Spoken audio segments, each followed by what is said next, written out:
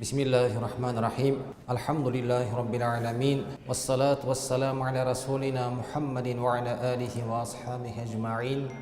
Amma ba'd. Assalamu alaikum qadrli jamaat. Жұма мүбәрәк болсын. Иншалла бүгінгі жұма уағыздың тақырыбы жәннат жайында болмақ.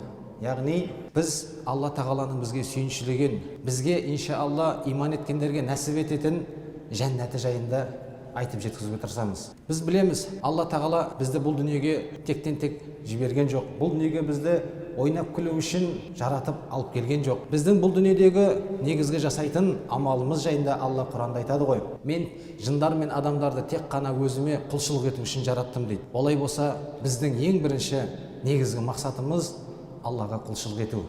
Әрине, бұл дүниеде егерде Алла бізге пайғамбарын жібермесе, ақыретке сенімді біз толық түсінбес едік.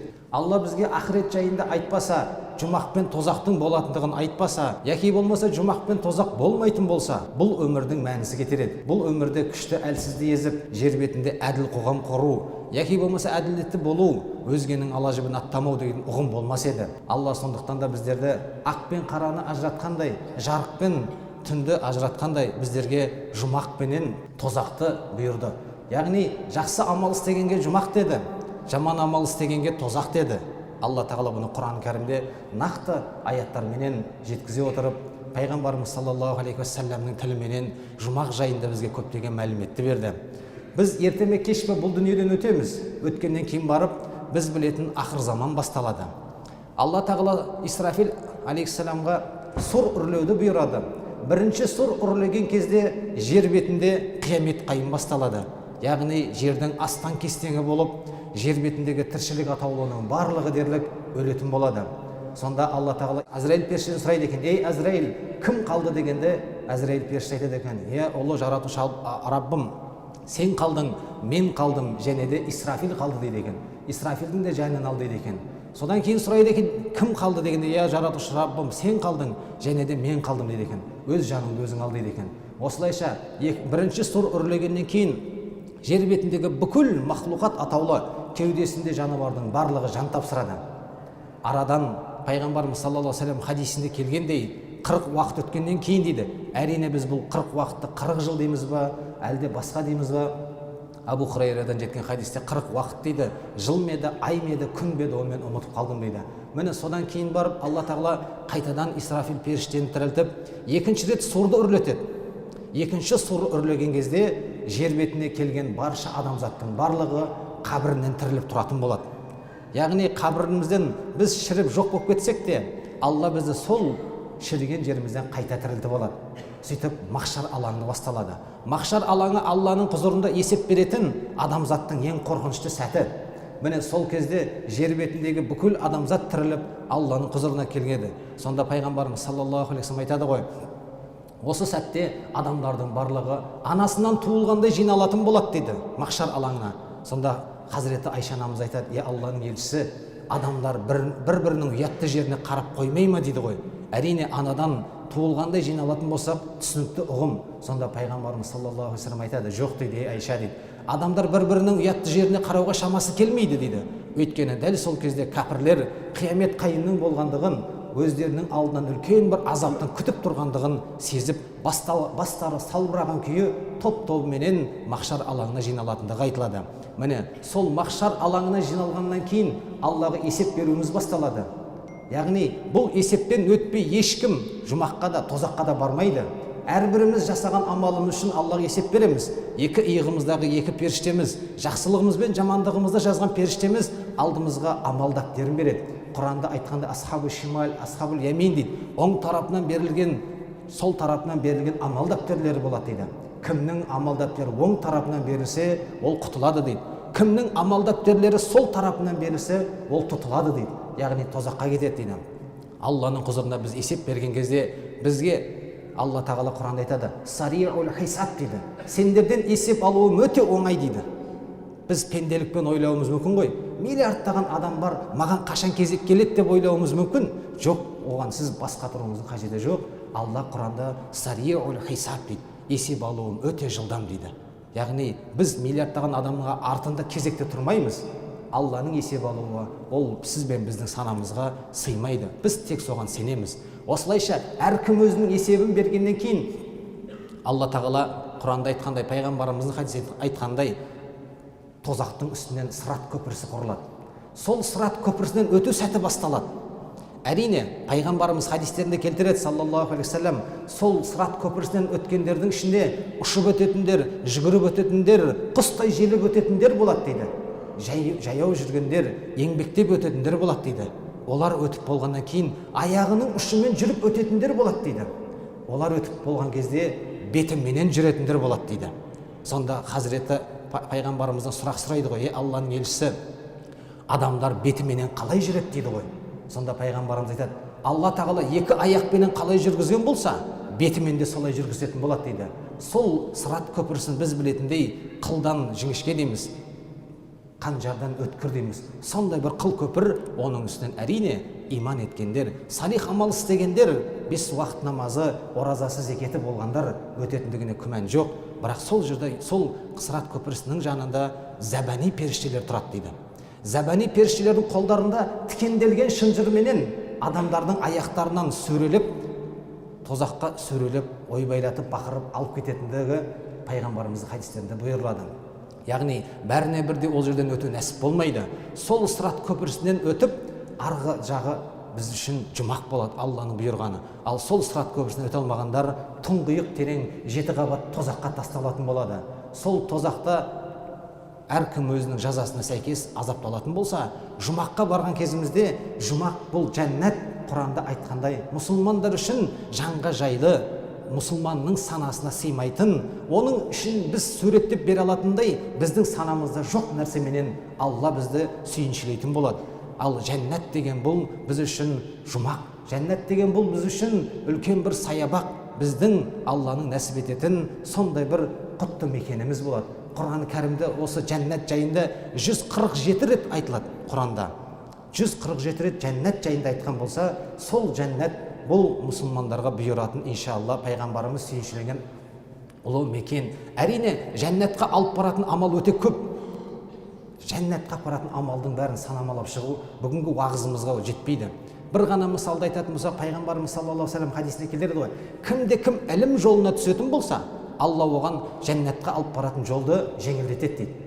Кімде кім дейді, күніне 12 рекат намаз оқитын болса дейді, жұмақтан оған орын беріледі дейді. 12 рекатты айтқанда пайғамбарымыз саллаллаху алейхи вассалам таң намазын 2 рекат сүннетін, бесін намазын алғашқы 4 рекатын, кейінгі 2 рекатын, және де асырдың 2 рекатын, шамның 2 рекатын, құптан намазының 2 рекатын қосқандағы, міне осы сүннетті орындаған, толық орындаған адам жұмаққа кіреді дейді. Және пайғамбарымыздың бір хадисінде келтіреді: кімде кім әр дәретті алған кезде толықтай дәрет алатын болса, дәрет алып болғаннан кейін калимаға шахадат, ашхаду ан ла илаха иллаллах ва ашхаду анна мухаммадан абдуху ва расулух деп шахадатты тілмен айтатын болса, оған жұмақ нәсіп болады дейді. Қараңызшы, жұмаққа алып баратын амал көп, бірақ та біз қай амалымызды қаншалықты дәрежеде жасадық, ол сол қиямет қайымда белгілі болады. Ықыласпен жасадыңыз ба, риякерлікпен жасадыңыз ба, көрер көзге жасадыңыз ба, мақтан үшін жасадыңыз ба, оның таразысы қиямет. Оған біз қазір баға бере алмаймыз. Міне сол жұмаққа кірер қақпа болады. Жұмаққа жаңағы сырат көпірісін өткеннен кейін жұмақтың қақпалары болады. Жұмақтың 8 қақпасы болады. Яғни 8 жәннат болған болса, 8 жәннаттың 8 қақпасы болады дейді. Яғни жұмаққа кіретін 8 қақпа, үлкен қақпа дейміз ғой. Ол қақпалар жайында пайғамбарымыз саллаллаху алейхи вассалам Бухариде риуаят еткен хадисінде келтіреді. Яғни жәннаттың есіктері болады дейді. Сол жәннаттың қақпасының алдына келген кезде дейді, ораза ұстайтындардың арнайы кіретін қақпасы болады. Оны баршамыз білеміз. Райян атты қақпа дейміз. Намаз оқитындардың салат атты қақпасы болады. Жихадқа шыққандардың жихад қақпасы болады дейді. Және де садақа бергендердің садақа қақпасы болады дейді.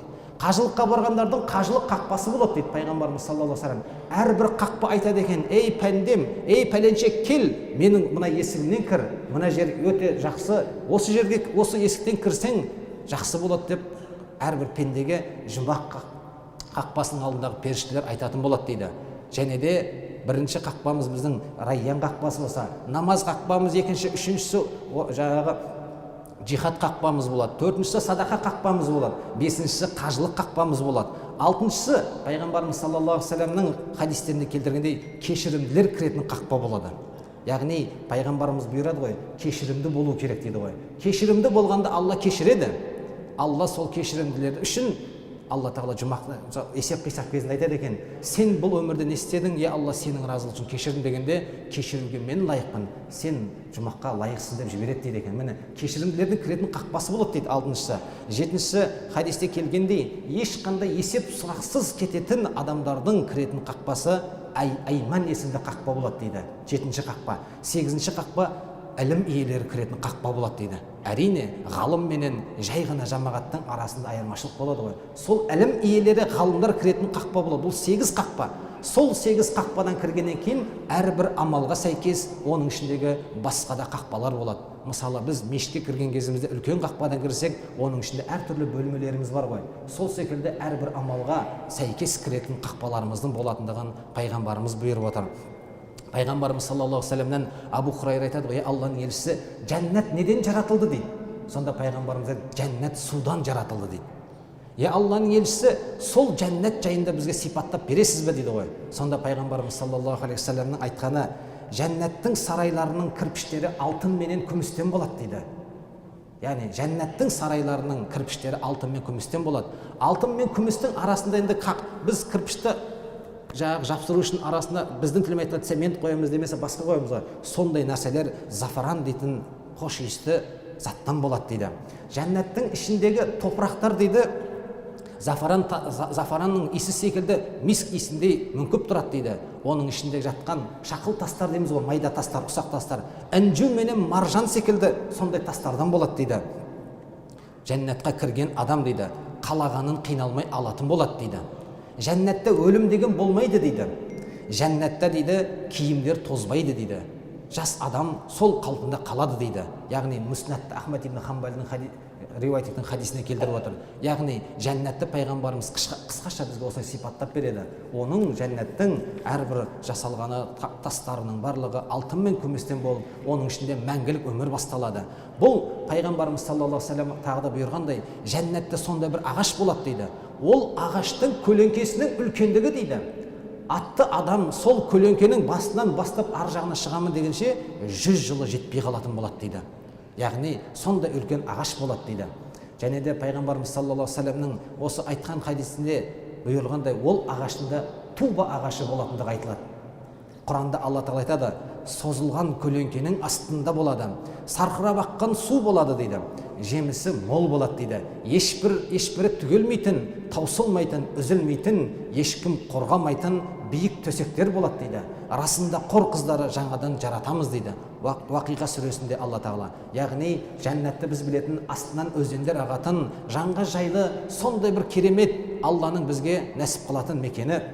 Пайғамбарымыз саллаллаху алейхи вассалам хадисіне келтіреді ғой: адамның қиялына келмейтін, адамның санасына сыймайтын Алла сондай бір сыйды жәннатта нәсіп қылады дейді. Ол бұл өмірді көрмеген ол затты.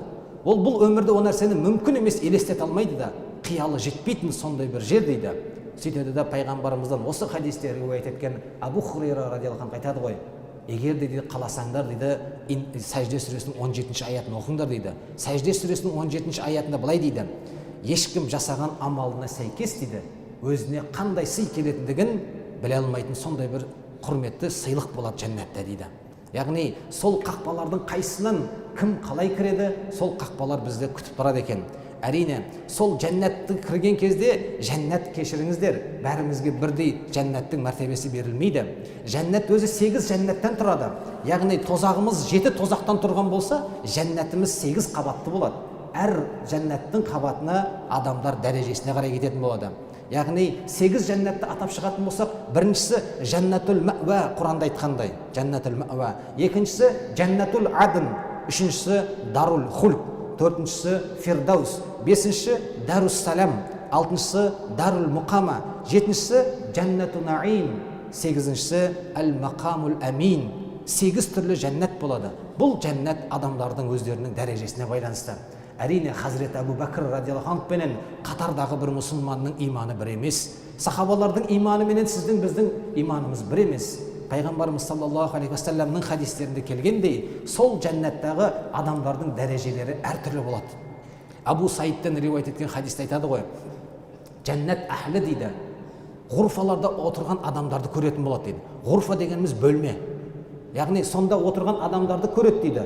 Сөйтіп бұл ғұрфа дейді, ода жаңағы бөлмелер дейді, шығыстан шыққан үлкен бір шоқ жұлдыз секілді дейді. Шығыстан батысқа батып бара жатқан бір шоқ жұлдыз секілді көріп тұрады дейді. Бұл яғни адамдардың өзгелер көре алмайтын сондай бір мекен дейді. Бұл ғұрфа. Ол ғұрфаның дейді, бөлменің дейді, іші сыртынан, сырты ішінен көрінеді дейді. Бүкіл барлық нәрсесі көрініп тұрады дейді.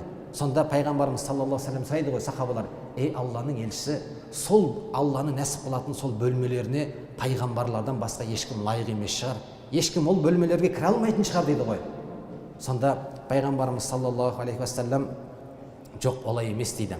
Яғни пайғамбарымыздың айтқаны, мен ант етемін дейді, сол ғұрфалардан дейді, сол ғұрфалардан.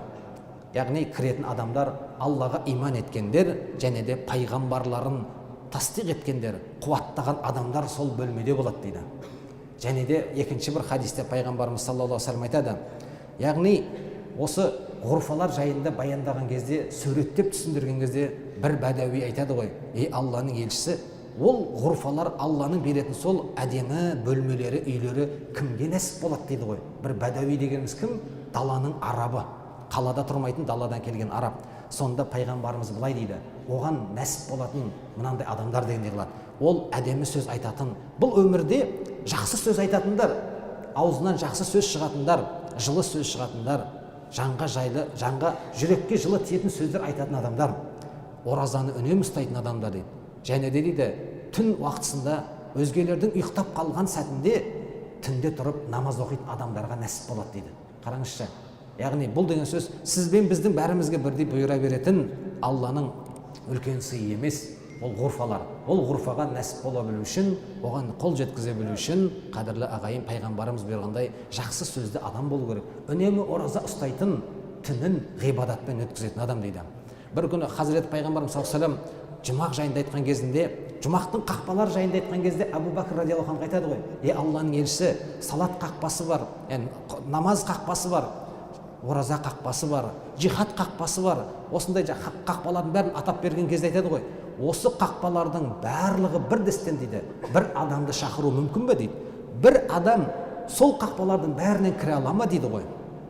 Әлде ол дейді мүмкін емес дүние ме дейді. Сонда пайғамбарымыз саллаллаху алейхи вассалам Абу Бәкірге айтады, ей Абу Бәкір дейді, мен үміт етемін, сол қақпаның бәрінен шақырылатын кіретін сен боласың дейді ғой.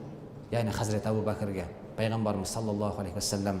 Яғни бұл жұмақтағы біздерге бұйырылатын осындай сый бар, қадірлі ағайын.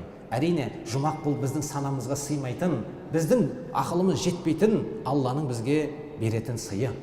Әрине бұл жұмақта адамдар, жұмақ дегеніміз бұл көк пен жердің үлкендігінде үлкен, оны біз сипаттап бере алмаймыз. Жұмақ біздің жер шарында деп айта алмаймыз. Яғни оның үлкендігін ешкім еш уақытта мынандай зат деп айта алмайды. Жұмақ дегеніміз өте үлкен. Жұмақтың іші ыстық та болмайды, суық та болмайды. Яғни жұмақ деген адамға тұрмысына жайлы болады. Ол жердегі заттардың ешқайсысы бұзылмайды. Иісі шығып көгеріп, яки болмаса дәмі бұзылмайды. Жұмақ деген бұл Алланың сондай бір мис хош иісі шыққан сондай бізге жанымызға жайлы мекеніміз болады. Сол Құранда айтқандай Алла Тағала сендерді астарынан өзен ағатын жұмаққа кіргіземін дейді ғой Алла Тағала. Сол Құранда айтқандай, Құранда айтқандай жәннатта жұмақтың ішінде қадірлі ағайын өзендер болады. Ол өзендер жайында Мұхаммед сүресінің 15 аятында Алла Тағала былай деп бұйырады.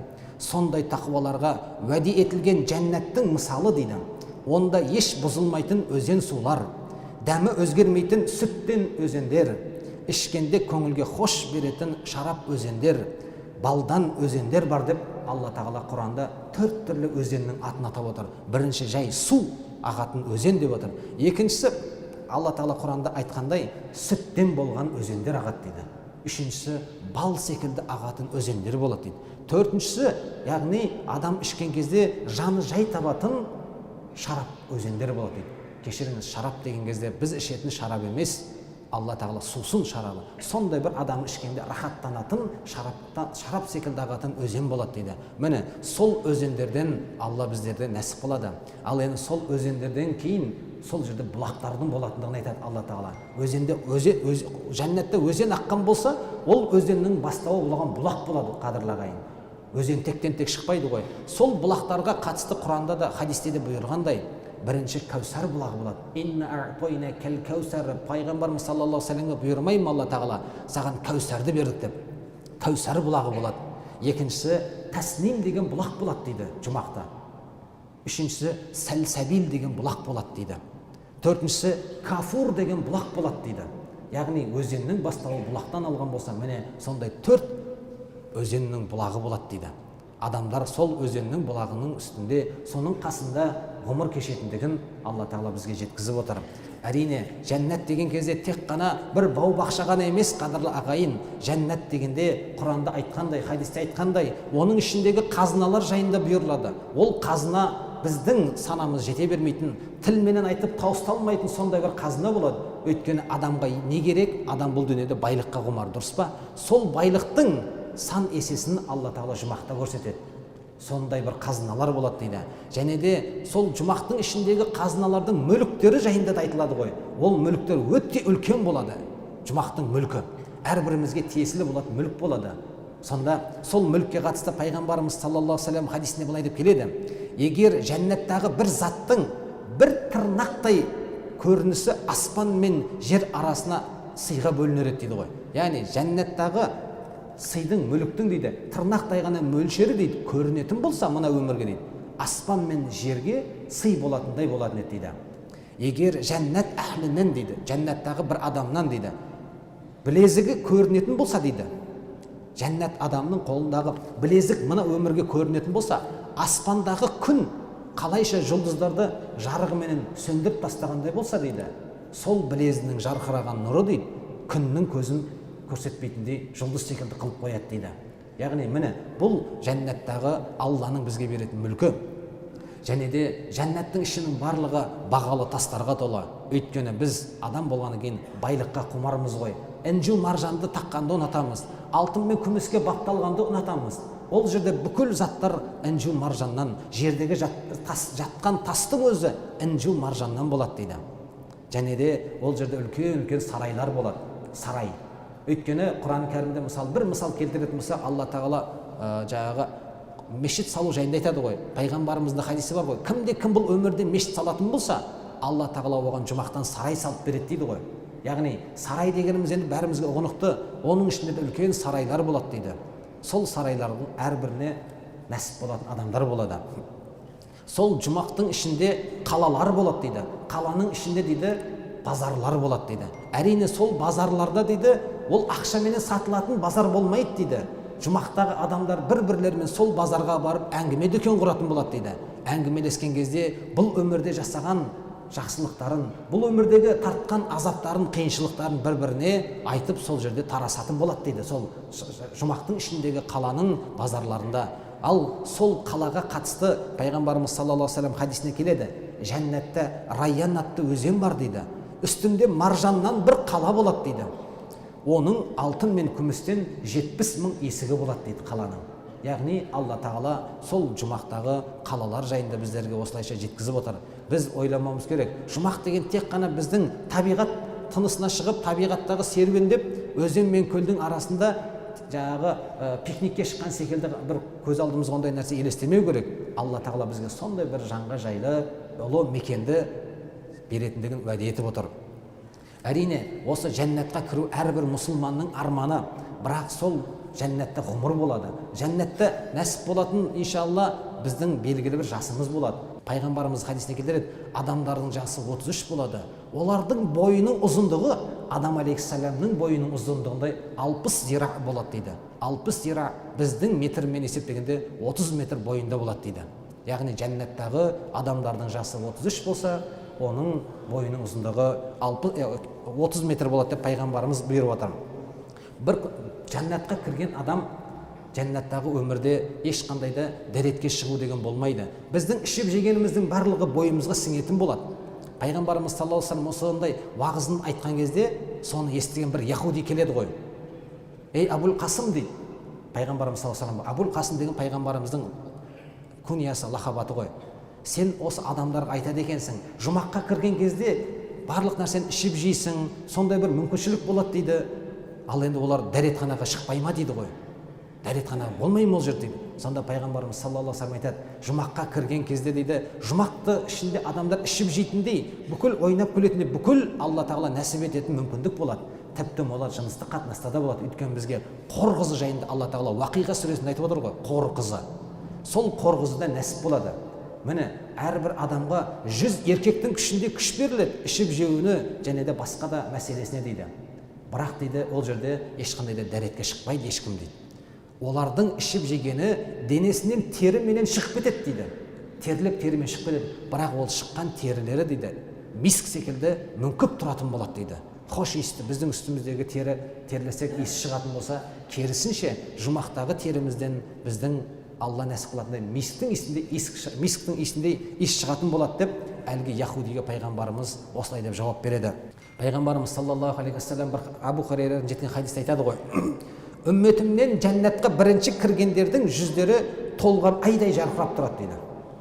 Яғни жұмаққа кіргендерден ең бірінші кім кірсе, олардың жүздері толған айдай жарқырап тұрады дейді. Одан кейін келгендердің қалғандары дейді, аспандағы жұлдыздай жарқырап тұрады дейді. Пайғамбарымыз саллаллаху алейхи вассалам, ол жерде дәрет мұқтаждығы деген болмайды. Адамдар түкірмейді, сімгірмейді дейді. Терілері миск иісіндей, бойлары адамның бойы секілді 30 метр болады деп Бұхариде, Муслимде пайғамбарымыз саллаллаху алейхи вассалам жеткен хадисте осылай деп бұйырады. Яғни ол жұмақта біздің ішіп жеуімізге Алла тағала барлық нәрсені нәсіп қылады. Адам жәннаттағы азығына келетін болса, сол жанға жайлы жәннатқа кірген кезде адамның азығы бұл дүниедегі азыққа ұқсамайды. Яғни біздің жегеніміз ол жерде мүлдем басқа болады. Тіптен ол жердегі жеміс жидегіміз май секілді жұмсақ болады, балдан тәтті болады, сүттен әппақ болады дейді жұмақтағы жемістер. Яғни біз мысалы жемісті ағаштың үстіне шығып жемісін жеуге, яки құрманы шығып құрманың төбесінен сілкіп алуға мысалы күш жұмсаймыз. Бірақ жұмақта олай болмайды дейді. Ағаштардың бәрі иіліп тұрады дейді. Адамдар тұрып та жейді, отырып та жейді, жатып та жейтін болады дейді. Оларға бүкіл ағаш иіліп солардың еркінде болады дейді. Құранда бұған қатысты Инсан сүресінің 14 аятында бұйырады. Оларға жәннатте көлеңкелері иіліп, жемістері еріктерінде болады дейді. Яғни сіз қиналмайсыз, қолыңызды созып, яки болмаса астыңызға бір затты қойып, сатыны қойып, таспен ұрып, ағаштағы жемісті түсірмейсіз. Сол ағаштың үстіндегі жеміс сізге иіліп тұратын болады. Сол жұмақта туба дейтін ағаш болады дейді. Туба дейтін ағаштың үлкендігі соншалықты, оның үстінде дейді, түйе секілді үлкен құстар болады дейді. Түйе секілді сол туба дейтін ағашта. Адам аспандағы ұшып бара жатқан құсты көрген кезде, сол құсқа ишарат жасап жегісі келетін болса, Алланың қалауымен сол құс дейді, алдына піскен, яки болмаса қуырылған ет болып алдына түседі дейді.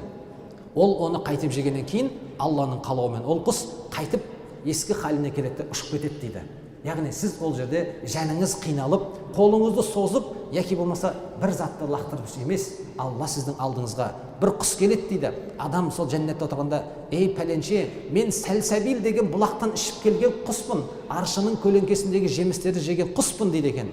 Мені саған жібер дейді екен. Сонда адам кел деп шақырған кезінде Алланың қалауымен ұшып тұрған құс алдына бір жағы пісірілген, суға пісірілген ет, екінші жағы қуырылған ет болып алдына түседі дейді құстар дейді. Жұмақта Алла тағала бізге сондайды нәсіп қылатындығын бұйырып отыр Құран кәрімде. Яғни ол жердегі азығымыз бұл жерге ұқсамайды. Яғни сол жұмақта қанша болсақ та Алла тағала пайғамбарымыз хадисінде айтқандай, жәннаттықтар жәннатқа, тозақтықтар тозаққа қойғаннан кейін Алла тағала жұмақтықтарға айтады екен, сендерге тағы не керек, не істейсіңдер, не сұрайсыңдар менен дегенде, жұмақтағылар айтады, не Аллахым, бізге бәрі жетеді.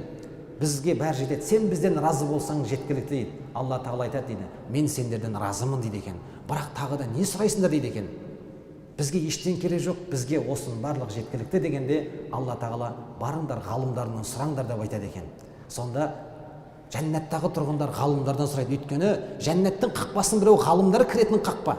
Сол ғалымдардан сұрайды, Алладан не сұрасақ болады дейді екен. Сонда ғалымдар айтады екен, Алладан дидарын сұраңдар, Алланың жәмәлін көруді сұраңдар дейді екен.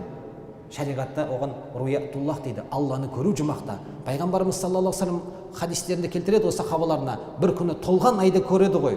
Толған айды көрген кезде, анау тұрған айды көргендей, сендер жұмақта Раббыларыңды көретін боласыңдар дейді. Міне, ол сол көруді, бұл жұмақтағы ең бақытты сәт. Соны Алла тағала жұмақтағылардан сұрайды екен, тағы не керек деп. Олар Алланы көруді сұрағанда, Алла өзінің көрсетеді деп пайғамбарымыз бұйырып отыр. Әрине, оны сіз бен біздің барлығымызға бір нәсіп бола ма, болмай ма, ол Алла біледі. Өйткені жұмақтың әрбір мәртебесі бар, әркімнің кіретін дәрежесі болады. Әрине, сол жұмаққа кіру жайында пайғамбарымыз саллаллаху алейхи уассаламның хадисіне келтіреді. Ең соңғы адам жұмаққа кірген кезде дейді, жұмақтың қақпасы жабылады дейді. Сол қақпадан кірген кезде Аллаға бұйырады екен, «Я Раббым, маған ана жерді берші, мен сол жерде қалсам болады» деп Алладан сұрайды дейді. Сол жерге кіргеннен кейін жұмақтың сол бір бөлігіне Алла тағала екінші жұмақтың қабатының басқа жерлерінің пердесін ашқан кезде әлгі адам айтады екен, «Я Раббым, мені ана жерге жіберші» деп сұрайды екен. Алла тағала айтады екен, «Мен сені сол жерге қоямын, бірақ қайтып менен сұрамайсың ба? Ешқандай да сұрау болмаймысы?» «Жоқ, я Алла, валлахи, мен басқа жерді сұрамаймын» дейді екен. Ол жерге барған кезде Алла екінші бір жұмақтың қақпасын, пердесін ашқан кезде адам тағы сұрайды екен, «Я Раббым, мені ана жерге қойыңызшы, мен ана жерге барғым келеді» деп Алладан тағы да жалынып сұрайды дейді. Ол 4 рет қайталанатындығын пайғамбарымыз бұйырады. Яғни өйткені жұмақ ол сіз бен біздің санамызға сыймайтын дүние. Әрине біз оған сенеміз, иман келтіреміз. Алла иншалла бізді сондай жұмақтан нәсіп қылсын деп Алладан тілейміз. Жұмаққа баратын амал өте көп, қадірлі ағайын. Әрине сол амалға сәйкес бола білсек, жұмаққа бара білу үшін, осындай Алланың біздерге сүйіншілеген дүниесіне жете білу үшін 5 нәрсені иншалла көкейімізде сақтайық. Біріншіден, нәпсімізге ие болайық, қадірлі ағайын. Күнә дейтін заттан бойымызды аулақ ұстайық. Күнәдан бойымызды аулақ ұстайық. Бірінші біздің жұмаққа бару кілтіміз. Екінші, қанағатшыл болу керек бұл өмірде, қадірлі ағайын, әрбір нәрседе. Үшіншісі, ғибадатты көбірек жасау керек. Жұмақ тектен тек нәсіп болмайды. Төртінші, Алланың құлдарын жақсы көру керек. Яғни өзге мұсылмандарды, ғалымдарды жақсы көріп. Пайғамбарымыз саллаллаху алейхи вассалам айтады, бұл дүниеде дейді, ақыреттік, яғни иман еткен бауырларыңызды, дін бауырларыңызды, достарыңызды көбейтіңдер дейді. Алла тағала ол дүниеде солардың әрбіріне шапағат хаққын берген кезде саған да нәсіп болар дейді ғой. Бұл төртінші, өзге дін бауырларымызды жақсы көру. Бесіншісі, Алладан жәннатты сұрау, қадірлі ағайын. Алладан жәннатты сұрау, яғни соңғы демімізде иманды болып өту. Яғни осы 5 нәрсе иншалла орнымен орындалса, Алланың бізге сүйіншілеген жәннаты баршамызға бұйырады, қадірлі ағайын. Уақытымызда болды. Алла тағала баршамызды өзінің сүйікті пенделер қатарынан етсін. Алланың бізге сүйіншілеген жәннатын әрбірімізге Алла нәсіп қылсын. Адасып жүрген бауырларымызға Алла тағала тура жолын берсін. Иманға келмеген қандастарымызға Алла тағала тауфиқ хидаятын берсін. Елімізге тыныштық, халқымызға амандығын берсін. Алла тағала баршамызға жар болсын. Аллаху акбар.